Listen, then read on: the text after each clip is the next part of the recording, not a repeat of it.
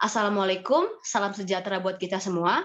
Perkenalkan, kami dari kelompok 5 yang beranggotakan 4 anggota, di mana yang pertama ada saya sendiri, Sindo Maroganda Marbun, dengan NIM H1B1240. Yang kedua ada Alexander Sialagan dengan NIM H1B1245. Yang ketiga ada Depsi Aukila dengan NIM H1B1201, dan ada Vivi Juniartika Boru Ginting dengan NIM H1B1250. Nah, di video kali ini kami akan mempresentasikan hasil proyek studi kasus uji komparatif atau uji beda dalam statistik yang menjadi tugas mata kuliah statistik sosial dengan dosen pengampu Bapak Pradita Eko Prasetyo Utomo, SPD MCS CISA. Nah, dalam video ini kami akan memaparkan penyelesaian dari pertanyaan yang termasuk dalam uji komparatif atau uji beda, di mana pertanyaan yang pertama akan dibacakan oleh saya sendiri. Pertanyaan pertama, jika data yang diuji homogenitas ternyata hasil adalah tidak homogen, apa yang harus dilakukan agar datanya menjadi homogen? Nah, yang kelompok kami dapat katakan, yang harus dilakukan agar data homogenitas yang tidak homogen menjadi homogen, terdapat beberapa cara yang harus dilakukan, di mana yang pertama, menambahkan data cadangan. Untuk mengatasi data yang tidak homogen, salah satunya dengan menambah data cadangan ke data yang akan diuji, titik data cadangan yang disarankan untuk disiapkan dalam penelitian, yaitu sebesar 30% dari sampel atau data yang akan diuji. Yang kedua, mengurangi data.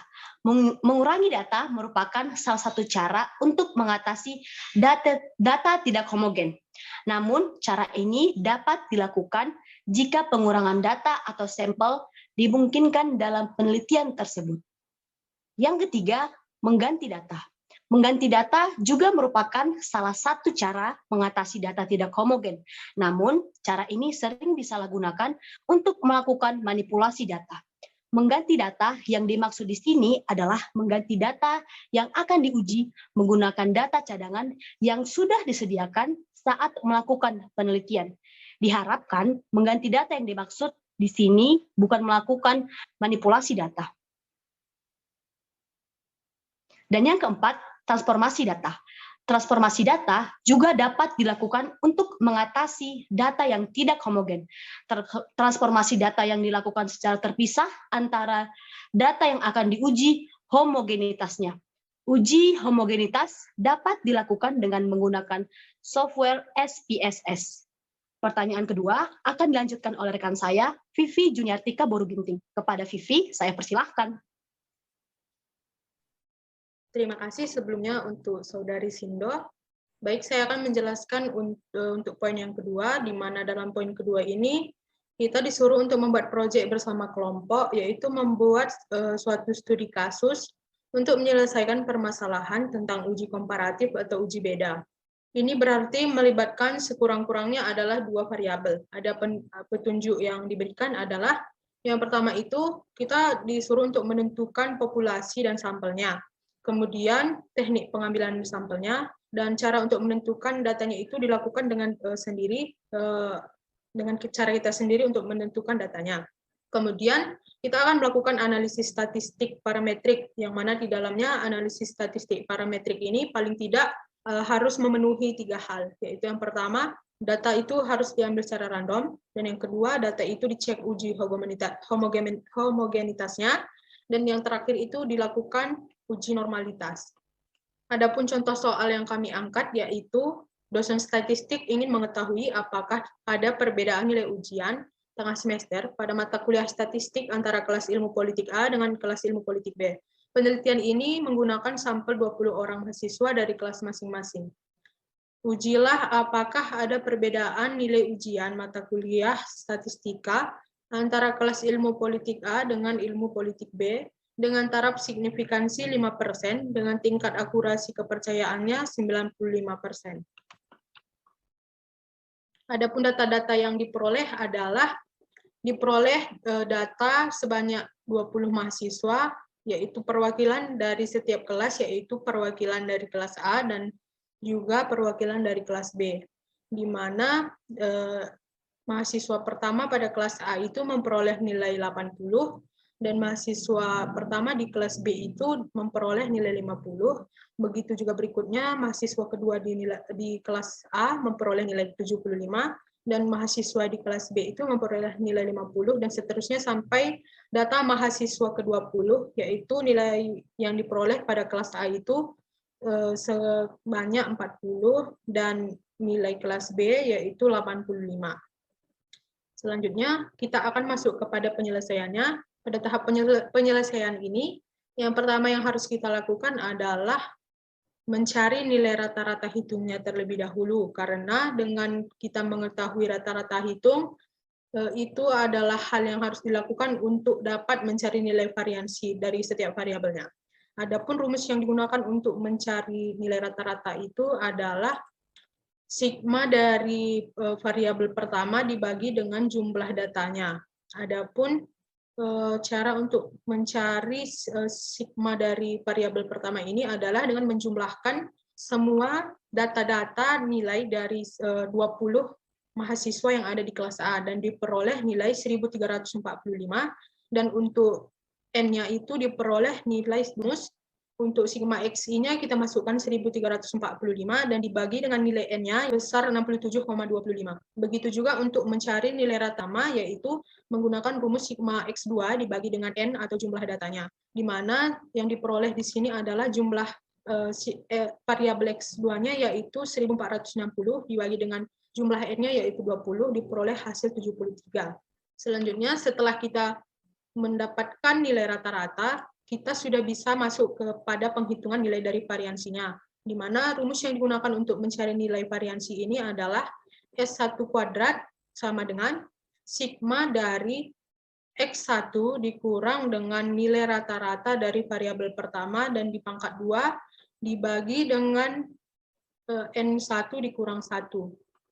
Adapun cara untuk mencari nilai sigma X1 dikurang X1 rata-rata variabel pertama ini adalah sudah dijelaskan di kotak pada penyelesaian yang awal tadi, di mana pertama kita harus X1 dikurang dengan nilai rata-ratanya. Sebagai contoh itu kita ambil untuk variabel pertama diperoleh 12,75 dari pengurangan dari rata-rata yang sudah didapat sebelumnya yaitu 67,25 dan didapat hasil 12,75, lalu dipangkat 2-kan diperoleh hasil 162,56, dan begitu seterusnya setiap variabel dilakukan diperoleh jumlah 2.613,96 untuk variabel yang pertama, dan untuk variabel yang kedua itu 3.217.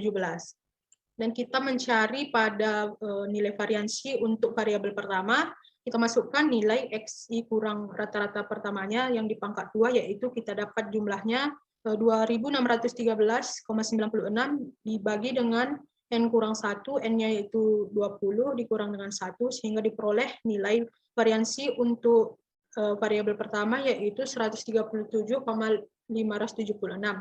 Begitu juga untuk nilai variansi yang kedua menggunakan rumus yang sama, yaitu diperoleh nilai sigma X2-nya dikurang dengan rata-rata pangkat 2-nya itu 3,217 dibagi dengan nilai N dikurang 1 dan diperoleh hasil variansi untuk variabel kedua yaitu 169,315. Untuk materi selanjutnya akan dijelaskan oleh rekan saya Depsi Aquila. Kepada Depsi saya persilahkan. Iya, baik. Terima kasih sebelumnya kepada rekan saya yaitu Vivi. Baik, di sini saya akan melanjutkan mengenai untuk menentukan nilai homogenitas data yang sebelumnya. Yang di mana di sini terdapat dua tabel, yang di mana ada nilai variansi tabel, lalu ada jenis variabel perbandingan nilai ujian. Nah, di sini dalam perbandingan nilai ujian, kita mengambil sampel atau kelompok kami mengambil sampel yaitu kelas ilmu politik A dan juga kelas ilmu politik B. Nilai variansi tabel atau X kuadrat pada kelas ilmu politik A senilai 137,576 dan untuk kelas ilmu politik B 169,315. Sedangkan untuk nilai variansi tabel untuk nilai N-nya pada kelas ilmu politik A dan kelas ilmu politik B sama-sama senilai 20. Next slide. Setelah dari situ, kita akan masuk ke dalam penyelesaian, yang dimana terlebih dahulu kita membuat yang namanya tabel uji Bartlett. Nah, di sini ada sampel, yaitu X1 dan juga X2. X1 ada terdapat DB atau derajat kebebasan, yang dengan rumus N kurang 1. 20 kurang 1 sama dengan 19. 20 merupakan jumlah nilai dari tabel yang sebelumnya sudah saya jelaskan. Kemudian menghasilkan SI kuadrat, yaitu 137,576, dan untuk long SI 2-nya senilai 2,138, dan untuk DB long SI 2-nya 40,622. Itu untuk sampel X1. Dan untuk sampel X2-nya, DB atau N kurang 1 berjumlah yang sama, yaitu 19. Kemudian ada SI 2-nya yaitu 169,315, dan untuk log SI 2-nya ada 2,228, dan untuk DB log SI 2-nya ada 42,332. Sehingga menghasilkan sigma pada DBN kurang 1 yaitu pada sampel X1 ada 38, dan untuk sigmanya pada long SI2 menghasilkan 82,954.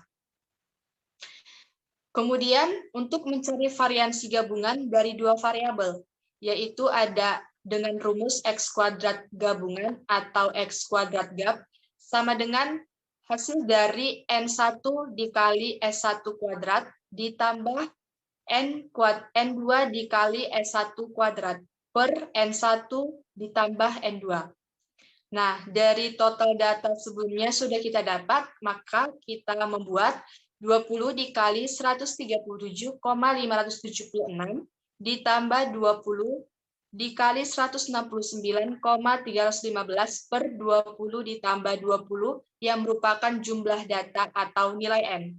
Sehingga menghasilkan 2.751,52 ditambah 3.386,3 per 40, yaitu dengan hasil 6.137,82 per 40, yang dimana hasil pembagiannya menghasilkan 153.004.455.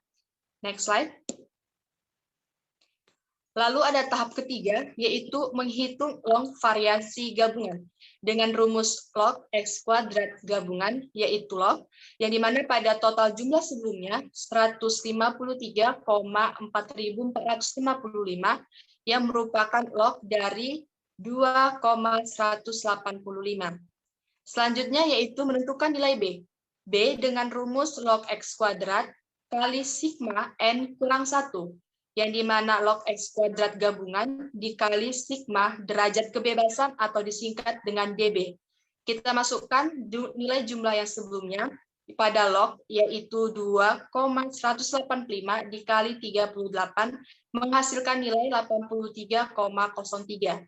Selanjutnya untuk menentukan X kuadrat hitung, yaitu dengan rumus X kuadrat hitung sama dengan ln 10 dikali B sama dengan sigma derajat kebebasan atau DB log SI kuadrat, dengan memasukkan jumlah total nilai yang ada, yaitu 2,3 dikali 83,03 dikurang 82,954.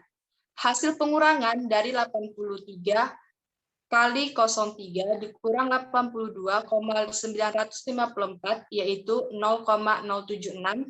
Lalu hasil tersebut dikalikan dengan 2,3, sehingga 2,3 dikali 0,076 mendapatkan hasil 0,1748.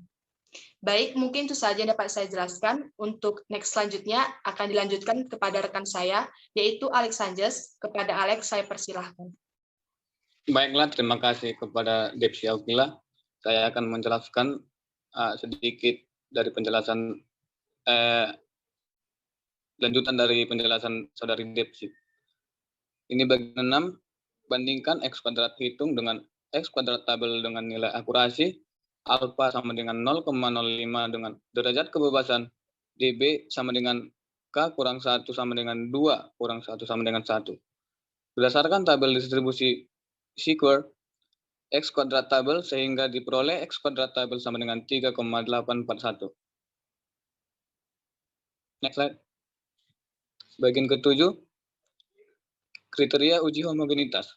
Jika X kuadrat hitung lebih besar sama dengan X kuadrat tabel, maka data dinyatakan tidak homogen. Sedangkan jika X kuadrat hitung lebih kecil sama dengan X kuadrat tabel, maka data dinyatakan homogen.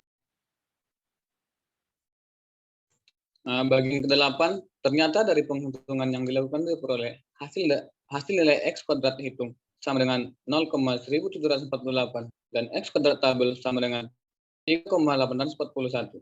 Sehingga diperoleh kesimpulan bahwa varian data tersebut bersifat homogen. Karena X kuadrat hitung sama dengan 0,1748 lebih kecil dari X kuadrat tabel sama dengan 3,841. Bagian 9. Kesimpulan yang dapat ditarik adalah karena hasil yang diperoleh bersifat homogen, maka analisis data statistik atau analisis uji beda kooperatif dapat dilanjutkan. Baiklah, slide selanjutnya dijelaskan oleh Saudara Vivi.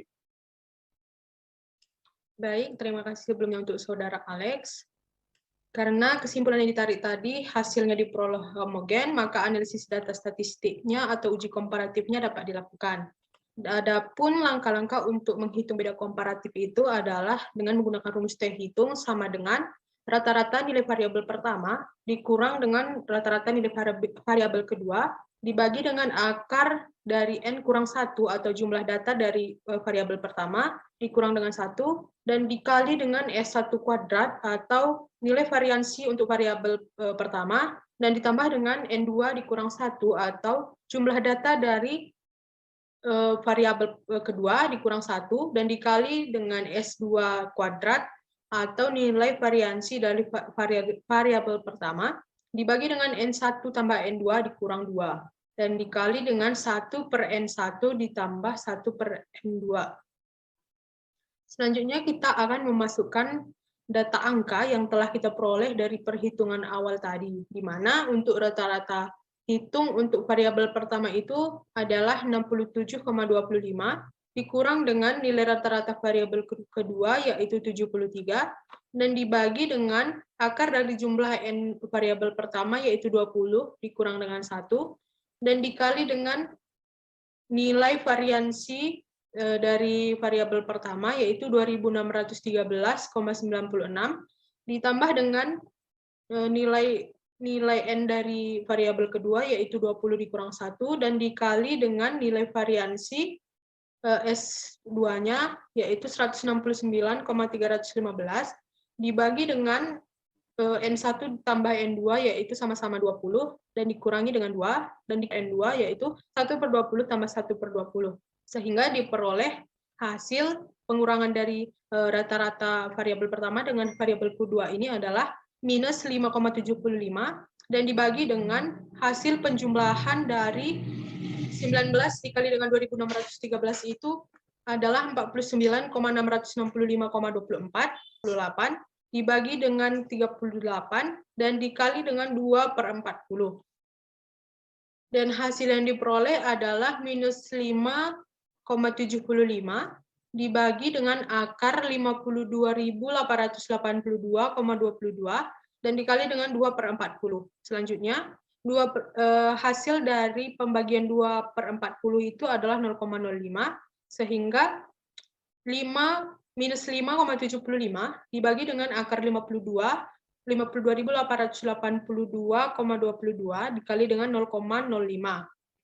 Dan diperoleh hasil minus 5,75 per akar dari 2644,111 diperoleh 51,42 dan nilai minus 5,75 ini dibagi dengan hasil pengakaran tadi yaitu 51,42 diperoleh hasil minus 0,111.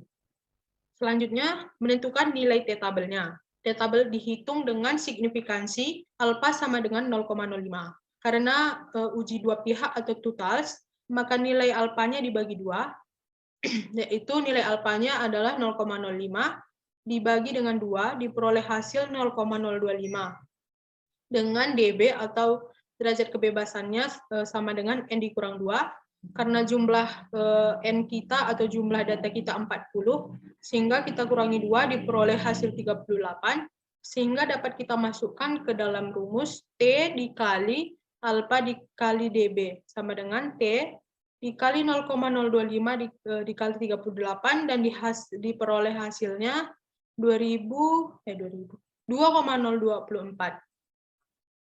2,024 ini diperoleh dari tabel di samping, di mana untuk signifikansinya tadi adalah 0,025, jadi kita melihat pada tabel di sini, pada deret 0,025-nya, dan karena jumlah variabel kita adalah 38, kita lihat di angka 38, diperoleh nilai 2,024394, dan kita genapkan saja menjadi 2,024. Adapun kesimpulan yang dapat ditarik yaitu karena angka yang diperoleh pada T hitungnya adalah minus 0,111 dan untuk T tabelnya 2,024, jadi kesimpulannya adalah karena T hitungnya lebih kecil sama dengan dari T tabel, maka H0-nya diterima. Artinya tidak ada perbedaan nilai ujian statistik kelas ilmu politik A dengan ilmu politik B. Sekian yang dapat saya jelaskan, saya kembalikan kepada Sindo. Baik, terima kasih kepada Vivi dan juga kepada dua peserta lain, yaitu Alex Sanchez dan Devsi. Baik, cukup sekian hasil persentase diskusi proyek studi kasus mengenai uji komparatif dan atau uji beda yang kelompok kami dapat sampaikan. Jika ada salah kata dan perbuatan, kami mohon maaf. Sekian dan terima kasih. Wassalamualaikum warahmatullahi wabarakatuh.